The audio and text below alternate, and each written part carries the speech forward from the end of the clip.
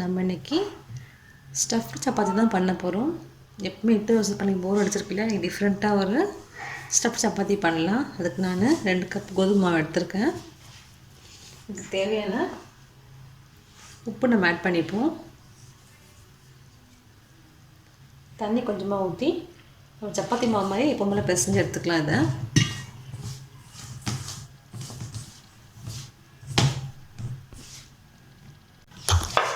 பாருங்கள், நல்லா பிசைஞ்சு எடுத்துக்கிட்டோம். நல்லா ஒரு 5 நிமிஷம் நல்லா பிசைஞ்சு எடுத்துக்கோங்க. அப்போ தான் நல்லா சாஃப்டாக இருக்கும் உங்களுக்கு.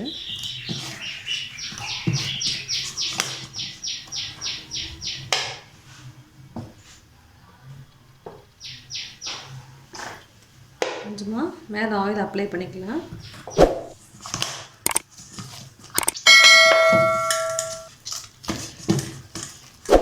மாவு நல்லா நம்ம சாஃப்டாக பிசைஞ்சு எடுத்துட்டோம். இது ஒரு 20 நிமிஷம் அப்படியே ஊற வச்சுருவோம். அப்போ நல்லா சாஃப்டாக வரும் நமக்கு.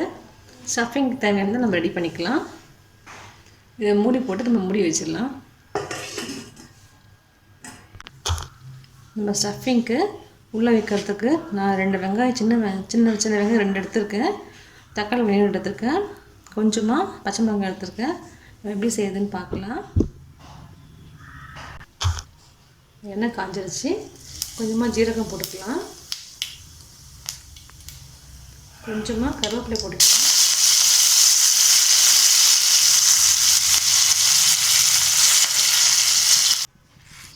இஞ்சி பூண்டு கொஞ்சமாக போட்டுக்கலாம்.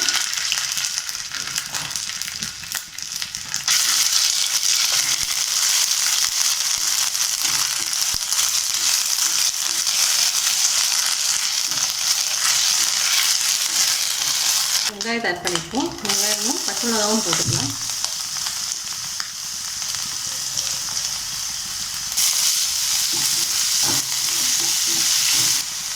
தேவையான உப்பு கொஞ்சம் போட்டுக்கலாம்.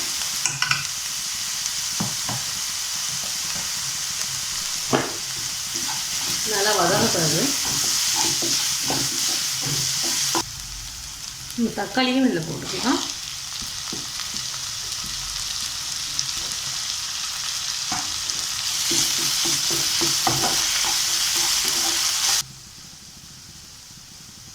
நம்ம இதில் மசாலாலாம் சேர்த்துக்கலாம். நான் 1 ஸ்பூன் மிளகாய்த்தூள் போட்டுக்கிறேன். 1 ஸ்பூன் மல்லித்தூள் போட்டுக்கிறேன். ஸ்பூன் கரம் மசாலா ஆட் பண்ணிப்போம். கொஞ்சமாக சீரகத்தூளும் போட்டுக்கலாம்.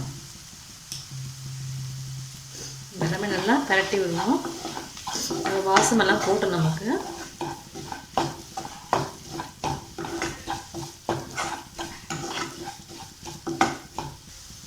நம்ம இதோட கொஞ்சமாக டொமேட்டோ சாஸ் ஆட் பண்ணிக்கலாம். 1 ஸ்பூன். ஒரு டேஸ்ட் கொடுக்கும், அதுக்காக தான். கொஞ்சம் இனிப்பாக நல்லாயிருக்கும் சாப்பிடும்போது.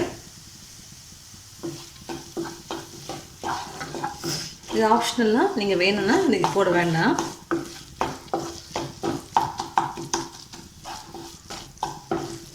அவ்வளோதான், மசாலா நல்லா ரெடி ஆகிடுச்சு. கொத்தமல்லியில் கொஞ்சம் போட்டுக்கலாம் லாஸ்ட்டாக. நல்லா கிளறி விடுவோம். இந்த பச்சை வாசனைலாம் போயிடுச்சு. நம்ம இதை ஆஃப் பண்ணிவிட்டு கொஞ்ச நேரம் ஆற வச்சுடுவோம். இது ஆறட்டும், நம்ம வெயிட் பண்ணுவோம். மாவு ரெடி ஆகிடுச்சான்னு பார்க்கலாம். மாவு நல்லா பாருங்கள், நல்லா சாஃப்டாக வந்துடுச்சு. நம்ம எடுத்து பரட்டிக்கலாம். இப்போது மசாலா நம்ம ஒரு பிளேட்டுக்கு எடுத்து மாற்றியாச்சு. ஸ்டஃப் பண்ணுறதுக்கு எண்ணெய் போட்டு எடுத்து வச்சுக்கலாம்.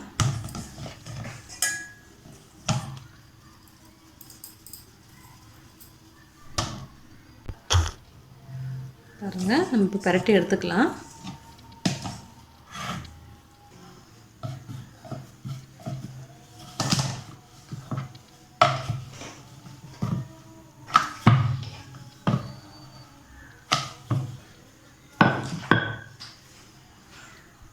நம்ம இதில் 1 ஸ்பூன்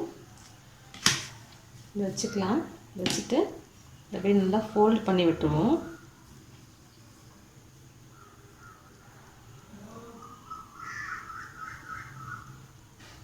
இந்த மாதிரி மடிச்சுக்கோங்க.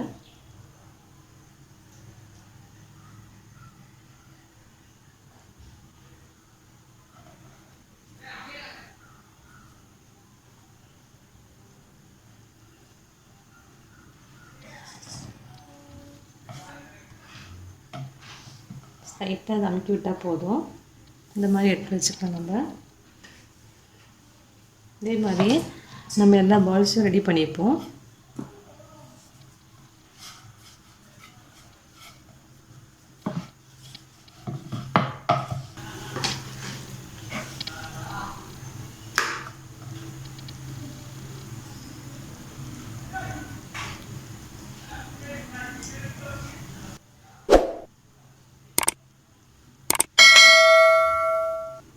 எக்ஸ்ட்ரா இருக்கிறத எடுத்துகிட்டு அப்படியே கொஞ்சமாக ரவுண்ட் பண்ணி வச்சுடுவோம்.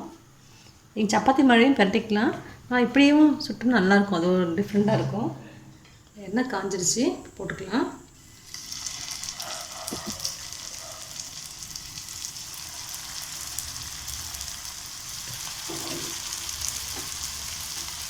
சிம்மில் வச்சு நம்ம நல்லா வேக வச்சுக்கலாம். திருப்பி போட்டுக்கலாம்.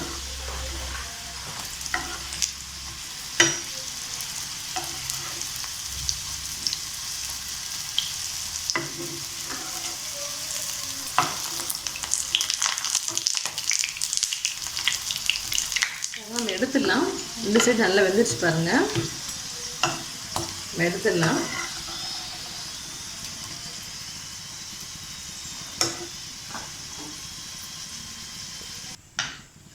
நம்ம இதே மாதிரி எல்லாத்தையும் போட்டு பொரிச்சிடுவோம்.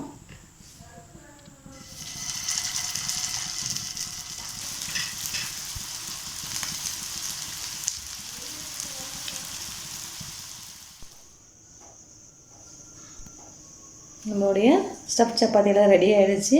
இது ரொம்ப சுலபமாக செஞ்சிடலாம். இது ஹெல்த்தியும் கூட, ஈஸியாக செய்கிறது தான். நீங்களும் செஞ்சு பாருங்கள். பிடிச்சிருந்தா லைக் பண்ணுங்கள், ஷேர் பண்ணுங்கள். தேங்க்யூ.